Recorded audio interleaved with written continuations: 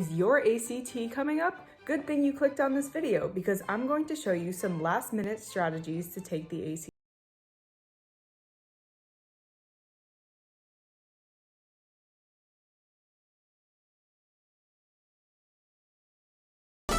What's up guys, my name is Alexia and welcome back to my channel. If you're new here, make sure you click that like button and subscribe because I have plenty of content about academics and extracurriculars in addition to the fitness, nutrition, and lifestyle advice that I give on this channel. Before you start watching this video, I just want to quickly point out that I made a similar one last week for study tips for the SAT, and a lot of my tips do overlap, so I would recommend clicking the link right here and checking out that video as well once you're done watching this one. In terms of my credibility, I took the ACT one time and I got a 34. The advice that I'm going to share in this video is a mix of my own advice and advice that my friends who frequently take the ACT have shared with me. This video is going to go through each section of the ACT test with specific advice for how to complete that section. Last, the video will end off with some of my test-taking strategies and tips that I suggest you do as well. I hope it helps!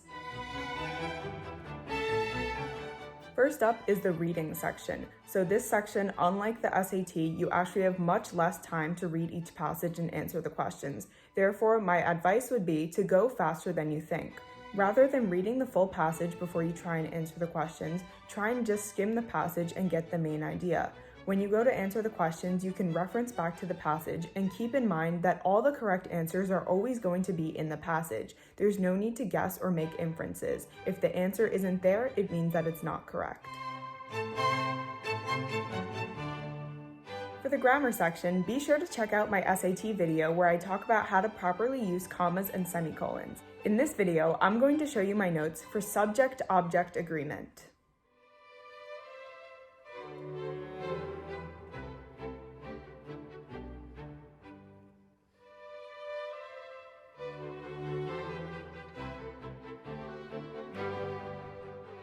One math topic that's covered on the ACT that isn't really covered on the SAT is how to solve matrices. Coming up, I'm going to leave a slide that shows what a matrices problem looks like and explain how to solve it.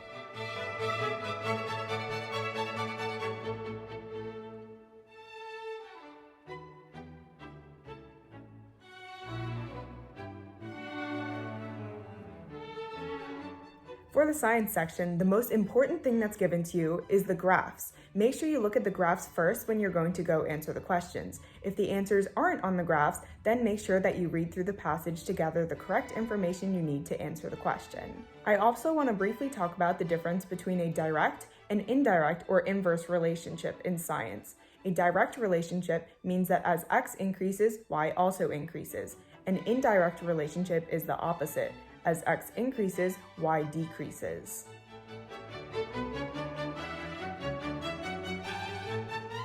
Finally, I'm going to finish off with some general test-taking tips for the ACT. The number one most important thing to keep in mind is that on this exam, time is money.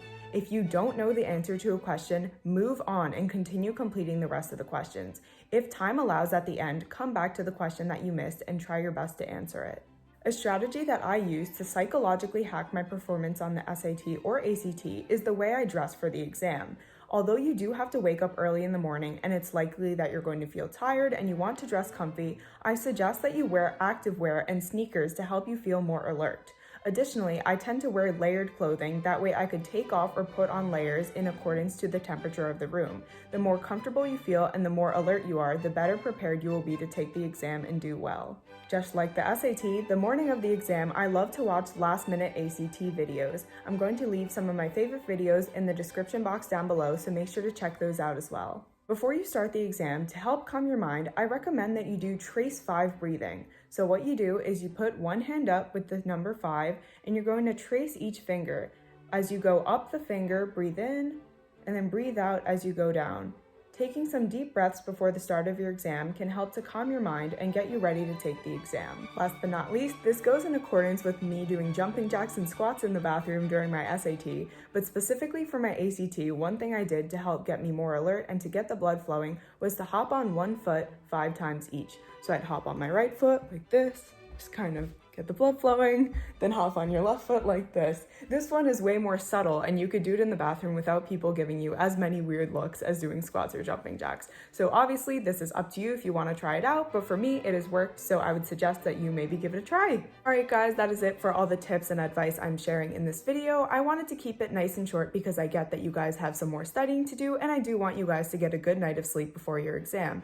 As usual, if you enjoyed this video, make sure to give it a big thumbs up and subscribe to my channel. And if you have any additional questions, feel free to leave them in the comments down below.